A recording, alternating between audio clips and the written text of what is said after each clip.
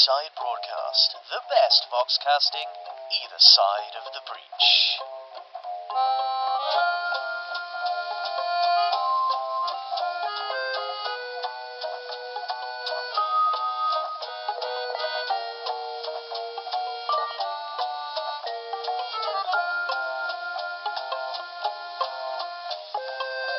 Apologies for the delay, listeners.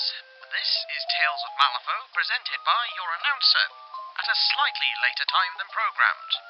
Those responsible have already been dealt with. Their punishment will see them locked in a room and subjected to the music of the New Age percussion group We Three Susans on repeat. The issue stemmed from a pest problem on our etherbox mast. Attracted by the peals of screens and low thrumming noise from the signal, a flock of night terrors had taken up roost on the device. The bat-like creatures arrived there early on in the night, their spectral forms interfering with the broadcast of well-meaning propaganda. It has all now been dealt with a few firm swipes from a rolled-up newspaper and a broom handle. With no further delay, on to our story, because I could not stop for death.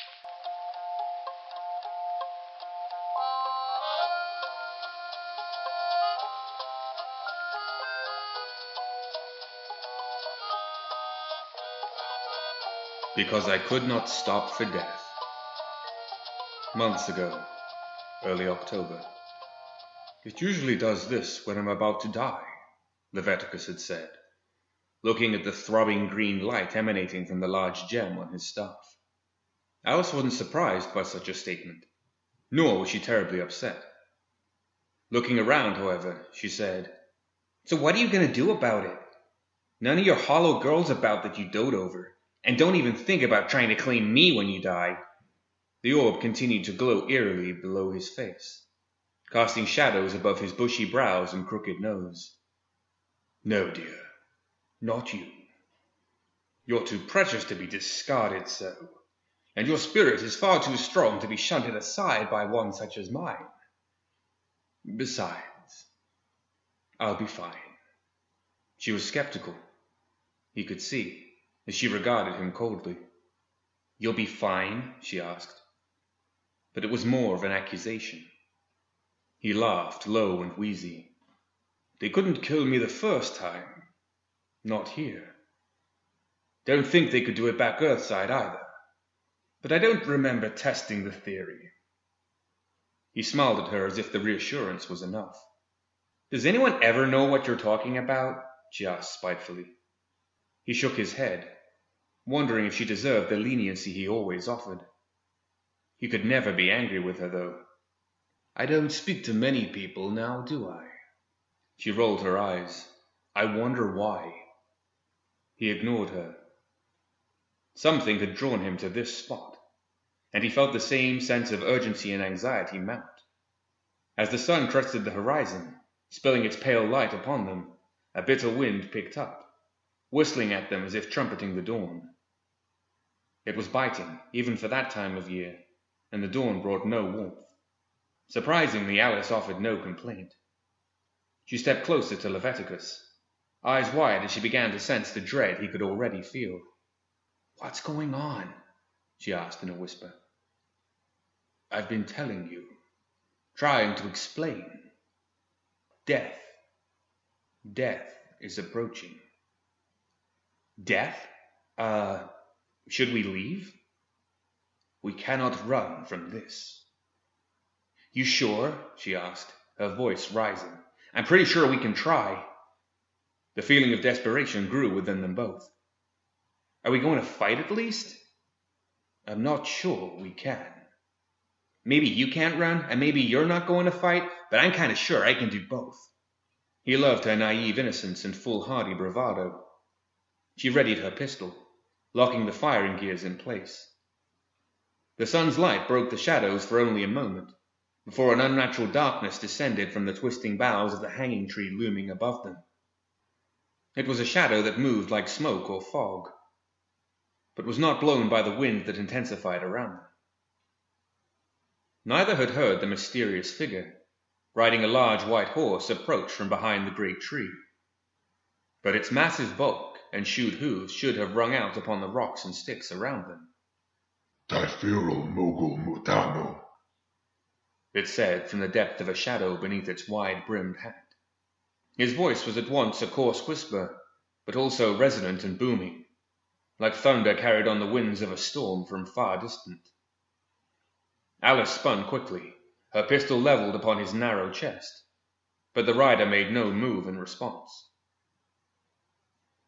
Leviticus turned slowly, the glow from his staff gently pulsing, as if in time with his slowly beating heart. He glanced at Alice and saw she was afraid, but her gun was held firm, aiming it steadily at the rider that looked like a man. But both knew immediately he was not. He was not alive, but he did not look like a paltry reanimated corpse such as a resurrectionist might create, risen in parody of life. The man atop the horse seemed very much alive. His clothing looked modern, his leather vest buttoned with the gold chain of a pocket watch dangling across his breast. Upon his other breast was fastened a Death Marshal's badge, and Leviticus at least knew he may once, recently, have been a living, breathing, warm-blooded marshal for the guild. Now he was soulless. His face, exposed only in a narrow band above the blue bandana he wore around his lower face, was pale, but not the odd color of a risen cadaver that had the blood and necrotic fluids beneath the skin slowly decaying. This flesh still pumped blood, but the lack of the soul left it oddly insipid. Leviticus could feel that void left from the empty vessel that once contained the marshal's soul. It drew in the brightly luminescent spiritual energy that flowed through the cemetery. That emptiness longed to be filled.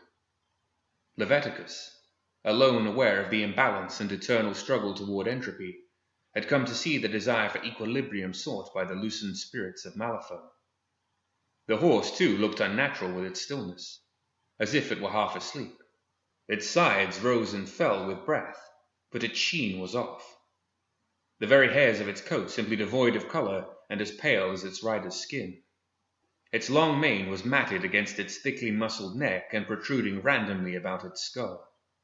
Down its back, close to the spine, were thick quills, long thorn-like spikes that erupted from its flesh. The rider spoke again, its voice like a whistling wind that carried the echo of distant thunder. Alice had no idea what it was saying. "Do you understand it?" she asked Leviticus. "No, my child. I haven't the faintest clue." "He says you are the key," the high voice of a young girl said from behind Alice. Leviticus remained stoic, but Alice, typically combat-ready and seasoned beyond her youth, jumped and spun to face the girl just behind the gravestone near her. "Jessica," she said, recognizing one of the empty vessels Leviticus acquired and tethered like an anchor between this world and the luminous world beyond. Jessica shouldn't be here, both of them thought. But as Alice was about to ignore the girl and turn back to their formidable adversary, an even larger, more gruesome horse and rider stood enshrouded in the deepening darkness beyond her, the feeble light of the morning sun glinting off armor patinaed with age. This horse stepped forward, the lingering flesh attached to exposed bone, leathery and long dead. As the dead hoof hit the ground, it pressed against a taut wire Alice had set up earlier, just in case. It triggered a catch on a mechanism hidden behind a nearby tree that released a thick branch that had been pulled far back around the tree. Under such tension, the branch swung around with enough force to break a man's neck. It flew too fast for the dead rider to dodge, and caught him full in the chest. He didn't move, and the branch hit him as though he were a well-mortared wall. He didn't even seem to notice, though it should have cracked his open ribs at the least. His skeletal hand brushed it aside where it shook behind him. "He found me," the girl said, her voice as calm and flat as always. "Yes, my dear," he said to the young lady he had prepared as a possible vessel. "I suspected as much." Leviticus always wondered why she had been changed over so much easier than the others, almost willingly giving up her spirit to his necromantic arts. She was already likened to death, and damnation, he realized. She was long ago destined to find him, though he had always thought she had been his discovery. All the while he thought about Jessica being a tool for a higher power. He never took his eyes from the pale rider that first approached them. Alice shot a nervous sideways glance at Leviticus. "You knew about this?" she exclaimed. "Not exactly, though I've been expecting something for a long time. Maybe you could have offered a bit of warning." And she took a step toward him, his eyes still unmoving. He held out his mechanical hand, stopping her as he said, "I have been trying." The pale rider spoke again in his breezy whisper, and Jessica translated automatically. "The red cage has fallen," she said in echo of the rider. "It has torn a hole between this world and the next." Her voice flat and her face as emotionless as always. The rider continued. "It was foretold. The end has come. You are the key." Alice's eyes widened as she stepped back, planning to escape beyond the hanging tree if it came to that. Never taking her eyes from the two riders confronting Leviticus, she did not know that a third stood silently behind her. As soon as she stepped against the muscular chest of the animal, she spun quickly to face the new threat, nearly tripping on a gravestone as she stumbled backward. She looked up into the dimly glowing red eyes of a monstrous creature that may once have been a horse, but now looked much more like a walking nightmare. Like her, its body was a combination of metal wires, gears, and pistons, held together with a little flesh. It snorted hotly upon her, and she staggered back. The rider, though, did not acknowledge her, instead facing Leviticus. She could not see its face, obscured by a great hooded cowl surrounding the head, bathing it in deep, impenetrable darkness. The thick hood was attached to a tattered cloak that fluttered behind it in the wind, but billowing slower than it should have, as if it were out of step in time, and the rider rested a sword upon his shoulder. "The one that has crossed into the ether," Jessica droned on. The massive sword of the hooded rider was easily as long as a full-grown man, but its mass was not what startled her most.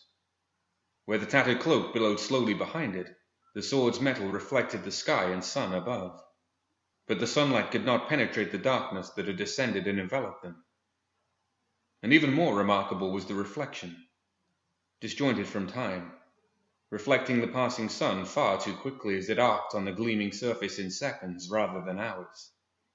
"You are the key," Jessica said. "The end is nigh.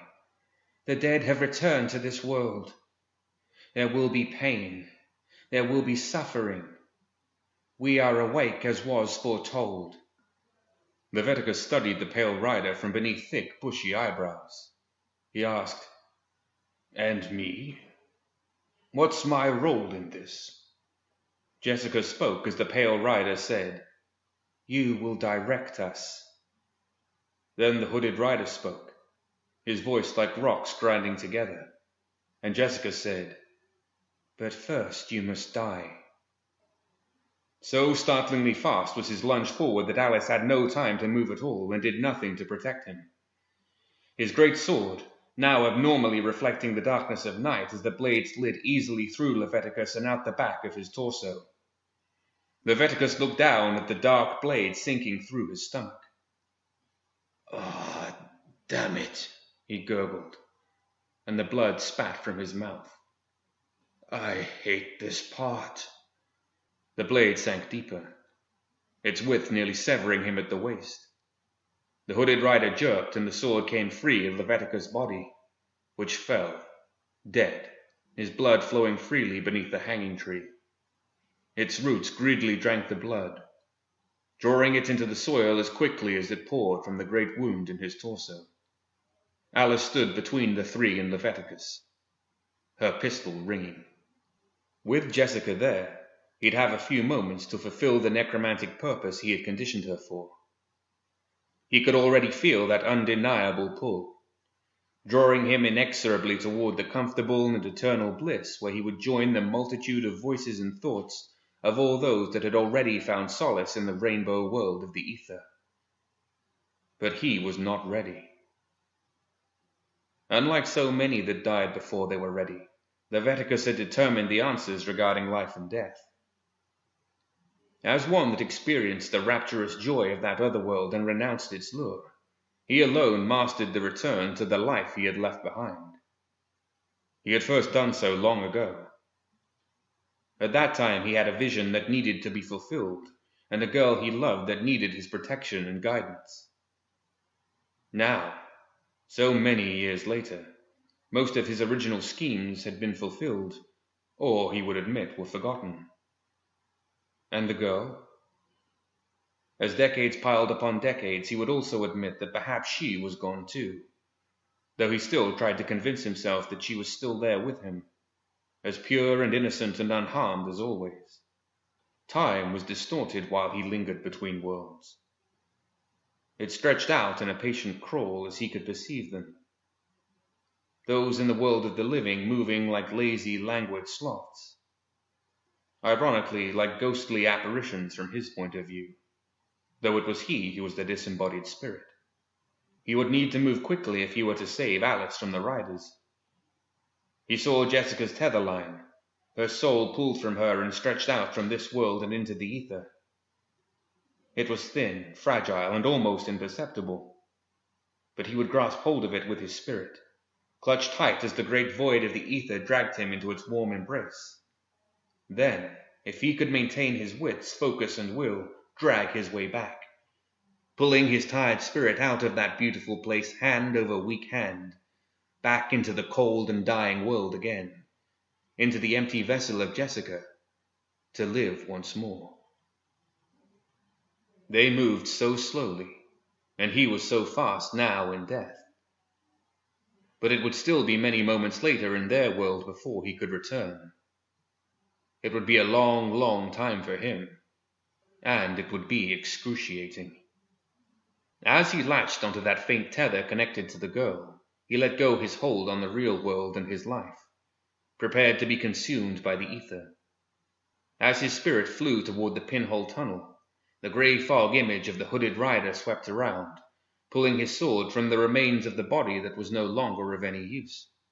It swung before Leviticus' spirit, still slowly, but his own spirit dragged to a halt just as it passed. The weapon, out there in the real world, should have had no effect on him or the shadows to which he now belonged. But it struck the transparent spiritual tether, pulling it in its wake. As the sword completed its arc, the tether had grown taut and dense. It quivered in space before him as he moved down its length, heading into the ethereal abyss, vibrating slower and slower as his spirit grew closer to the sword. Quick thought stretched into seconds, which dragged into minutes. The rider's sword began to pull away, but Leviticus could do nothing save hold tight to the tether. If he released it, he would be gone forever, lost in the void. He braced himself, trying to close his eyes, though that was impossible in this place. Perception was not conducted through the traditional senses any longer. The sword would not be drawn away quickly enough, and Leviticus struck it. As he did, the tether snapped, cut impossibly, and the line flew toward the ethereal gulf, finally released.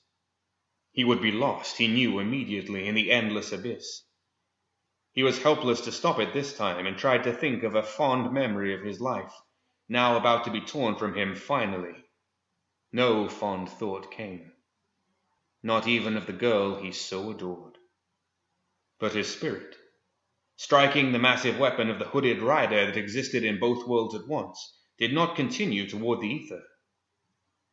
Instead, it was like he struck a solid barrier and bounced back with a jarring lurch. It was another impossibility that he added to the bewildering circumstances befalling him. Panic mounted. No other tether lines were near him. None of his hollow vessels prepared to receive him, to give him life again, were close enough for him to latch onto. And he seemed stuck in that shadow place where images of the riders, Alice and Jessica, were wispy and dreamlike visions. Lines and shapes of those in that realm, the real world of Malifaux, blurred and stretched, even shook in a vibration that made it difficult to perceive one object from another. He had no heart to beat in pace with his growing anxiety. which only added to his feeling of separation and isolation.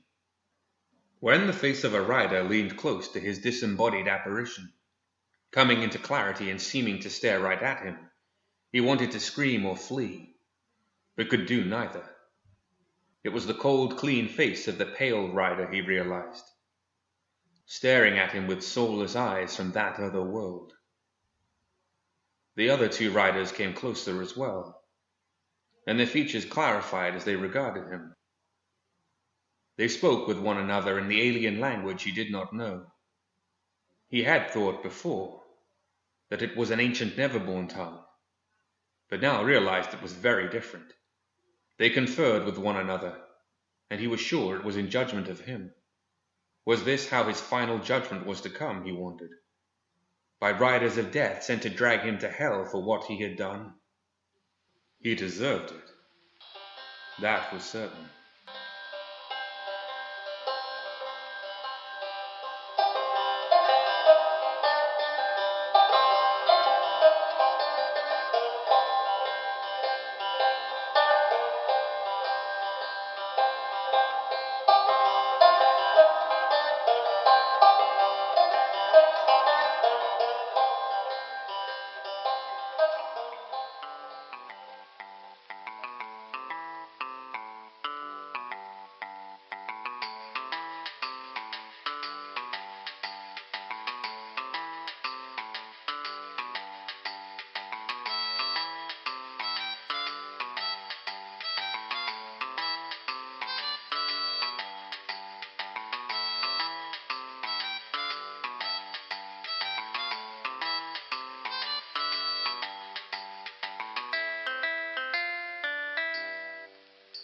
We'll only be stopping for a brief break, part 2, after this. A guild patrol travelling along the outskirts of the bayou has brought in an unexpected person. The steam paddle was chugging down the length of the Frost Run River on a routine journey, taking cargo to port. Off the starport bow, they spotted a herd of wild boars attacking what, upon later inspection, was a young girl of 3 kingdoms' origin. Riflemen fired rounds at the massive pork, either scaring off the animals or dealing with them quickly. Wading out across the water, the men got a better look at the woman. She was filthy, wearing nothing but rags. When they spoke to her, she didn't understand what they were saying. She started to scrabble around on all fours, snorting and squealing like a pig. We all know that people live within the swamplands, the poor things, and others have been captured by the green-skinned natives of the area. But one acting like a pig, that seems new. After a minor scrape, the guardsmen took her on board, locking her up in a cell because, in their words, she wasn't quite right. Now, because I could not stop for death.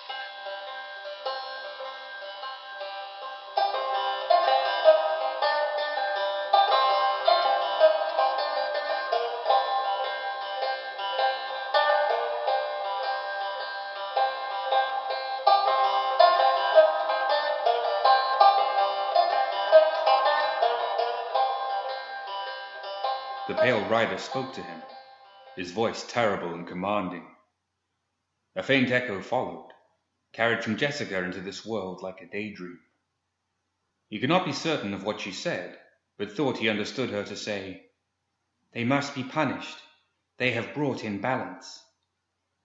Her voice was too weak, too far away, and too damned monotone for him to really understand. This was his fault, though. Tearing her spirit out made her apathetic. She might have said, "You will lead us to bring an end." But he couldn't be sure. "How?" he asked, meaning he couldn't currently do much at all. "Go to her," the rider said. "Who?" he asked, but he knew already and did not like the answer. "The one who commands life." His spirit lurched, flying through that misty world without substance like a bullet, though he did not will it. In fact, he fought to stop the flight that brought him quickly to the bayou and the hag, one of the few people that might deserve both death and damnation even more than himself. There was no deceleration when he came to an abrupt halt. He had traversed many miles in the span of several moments and then simply stopped. The movement and sudden lack of it did not jar him physically, of course. The movement was merely perception for him now, although his mind tried to translate what it might have expected or understood about movement, which added to the foreign experience.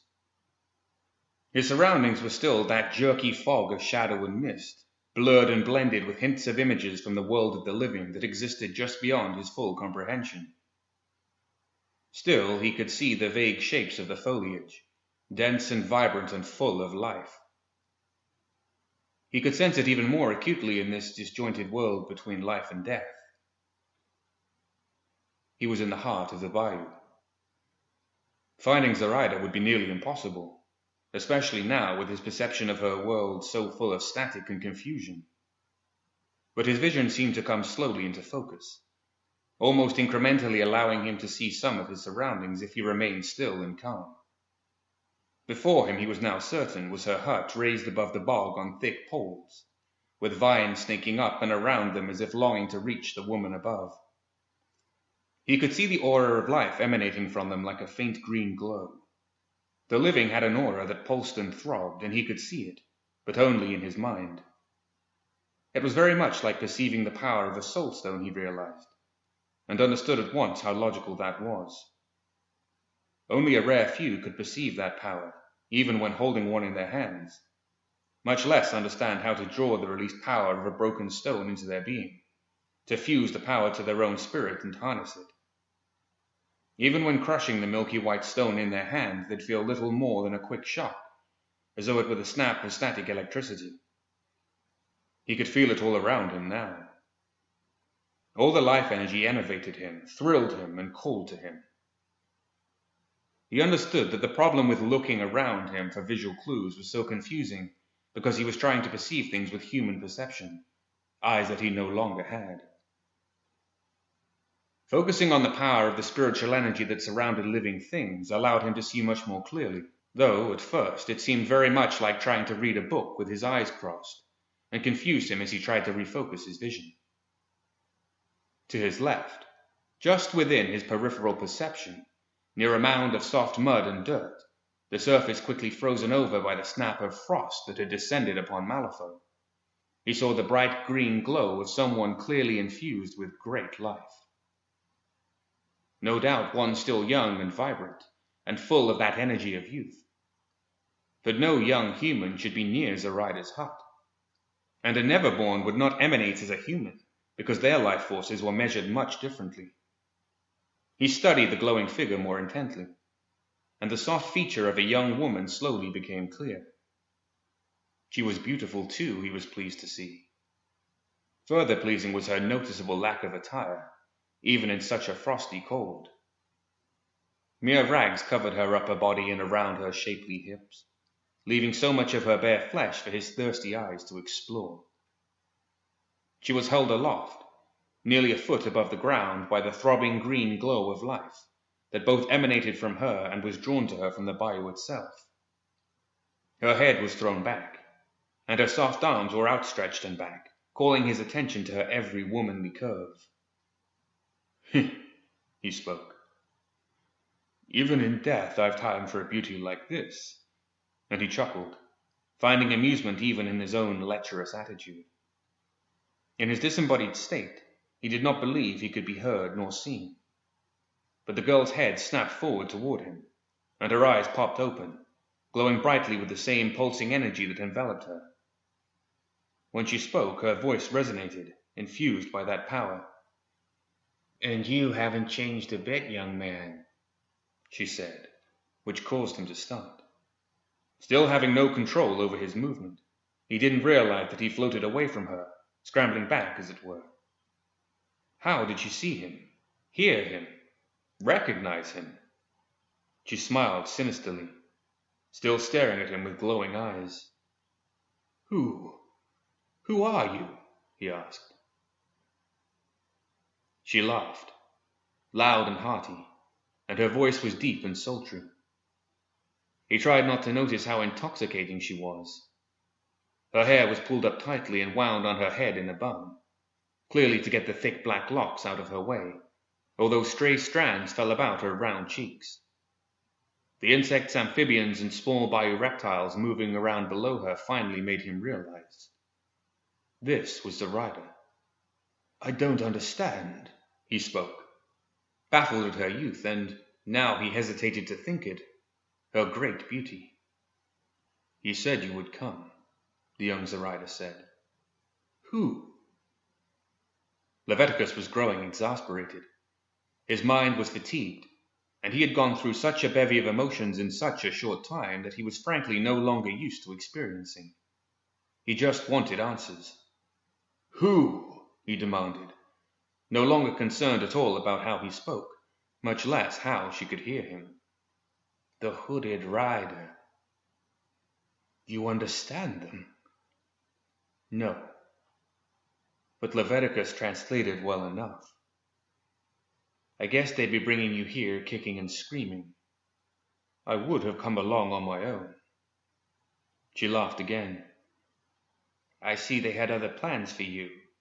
Stripped you of your ugly parts," she said, meaning his mechanical limbs and organs that she found so repulsive. "Just a raw man." She laughed again, warm and thick. But he recognized the familiar intonation of each note, and how it would eventually grow dry and shrill, becoming the cackle of an old woman. "Very raw. Why is this happening? Oh, how the tables have turned. Now it is Leviticus asking me for answers. How delicious. How thrilling. I'm more surprised you didn't recognize me. Isn't this the memory you have of me? How you found me so long ago?" "No, I've forgotten. Forgotten all about you." "Lies. Like I said, you haven't changed at all." "Just tell me what's happening," he snapped. The glow of her eyes slowly subsided, returning to the deep dark brown that regarded him with far more warmth than she genuinely felt toward him. "And no lies from you either. No manipulation. Just the truth." "Ah," she said, sneering at him as she floated closer, her toes dangling below her. He pushed the inviting image of her ankles, calves, and thighs from his mind, chastising himself for being so distracted by her.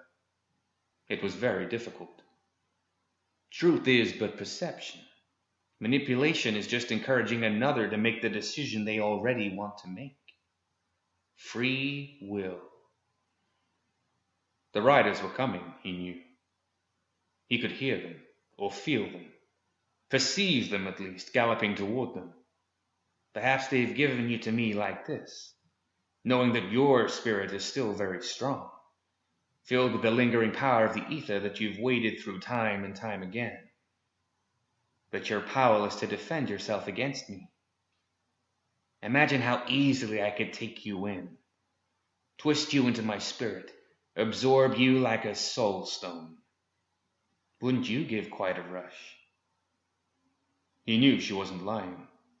She could do that. Any who had mastered soulstone use could do that to him now. He couldn't get away. He still could not control his movement and merely hovered in place futilely, hoping desperately that she wouldn't do it. Being absorbed into her spirit, to be consumed by her was loathsome, despite the allure her new body presented. She said with a grimace, "But absorbing you into my spirit sounds fairly loathsome, though you do look a bit more inviting without all the mechanica." It was an odd reflection of his own thoughts, and he wondered if she could read his mind like she could read the cards. "I believe I'm meant to teach you what I've learned," she continued, "though I'm unsure of your role in this." "They said I'm supposed to lead them, to bring about an end, to punish those responsible for the imbalance." His words stripped the smile from her face and seemed to genuinely shock her. "Perhaps so," she said at last. "Perhaps that is what this is about after all." "I don't think we can stop them. Not willingly. Free will, you had said. Funny that one such as you, us in fact, might still believe in free will. Fate rules our every action. She continued his thought, and evoking our free will, twisting fate, that has led to this, the end we must face, the end we must bring about. What are you supposed to teach me? She smiled again as the three riders found them, two glowing spirits facing one another in the cold bayou. I'm not sure what they hoped I would teach you, but I intend to learn how to stop a tyrant entity. I did not think that was possible. You tried to do that to December with the girl and her sword. It failed. In fact, I think it only pissed him off. Zoraida nodded, not even trying to defend herself against the accusation of failure. I said stopped. I no longer think they can be killed. Not like we think of death. Actually, now it makes sense, your part in this. They are like you. What? Me? How? She regarded him coldly, accusing him of something with judgmental eyes. Yes, she said, her eyes squinting, her lips pursed. Like you. They're not physical. Not any longer. Not even when they take physical form like December did at Kythera, or the plagues did just months ago. They draw their power from the ether and from us, like we draw it from the stones. She looked away from him, thinking, and then spoke more to herself. Is that what happened to this world? They devoured it spirit by spirit? She seemed to jump, her eyes growing wide. She looked to her hands and down her body at the glowing spiritual energy she drew from the bayou, feeding upon its energy, consuming it and twisting it into her being. She bowed her head as if ashamed at her new understanding. She turned back to him, angry, but at herself. They're like us all, feeding off the power without regard for our actions. It's no wonder we will pay. She looked at the riders and their unnatural mounts beyond the floating apparition of Leviticus. But I don't intend to go without a fight. I don't intend to pay more than I must. She turned back to Leviticus. Soul stones are easy, she said. You hold them, break them, release the spiritual energy they contain and absorb it. But you, more than any other, know this isn't the source of greatest power. The ether, he spoke. She nodded. The ether. It was torn, the fabric separating it from this world and from Earth. Its power spills into this place, but for the tyrants. It fuels them because this world has grown so barren. There is not enough to feed the appetites of the tyrants. They need the power of the ether to give them strength, so that they might ascend, become independent of life in the world of the living, but not lost, absorbed by the multitude in the ether, to resist it, feed on it, rule that place. But they aren't the only ones that can use that power. We learn to use soul stones, she said with a smile. We can use this too, to soften it from the world even as it gets absorbed into the fabric of this world. But they're using it already. I feel it, and they know how to use it already. True, but we're linked to them even if we don't know it. They choose us, use us, like we often create or summon totems that allow us to harness our power through them. I don't. I'm not a fool. She regarded him again. No, you don't, do you? Never a totem like the rest of us. Is that why you were chosen, I wonder? Connected to life and death, but never the compulsion to link with a manifestation of your own spirituality. Has no tyrant found you, drawing you from your power, I wonder? We can leech the power not just from the world being flooded by that spiritual energy. We can take it from them, harness it, just as they hope to leech from us and consume us, to walk among the living by subjugating our bodies and minds as their own. You think we can learn to do this? She motioned toward her own body, which he was all too willing to look at. He wondered briefly why she wasn't cold. She sure wasn't wearing much. Why did you make yourself young?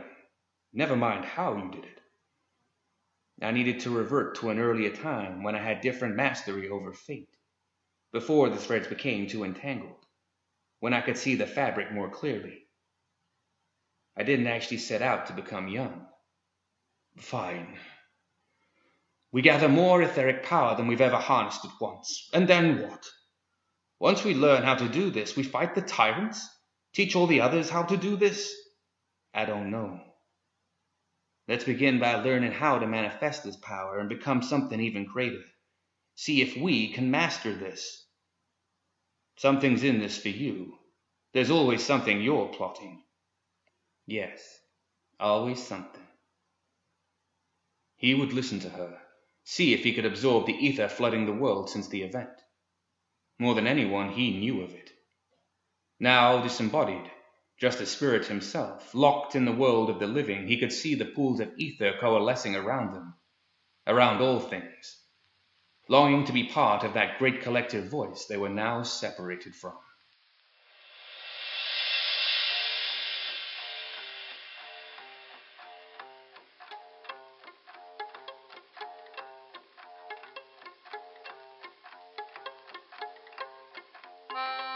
Almost time for us to head back into the box and fade to black. Rumours are abound of the Guild enforcing martial law in the wake of recent magical-related events. This is just talk at the moment. Officials are looking into every possible option, with tighter physical policing only to be considered as a last, final resort.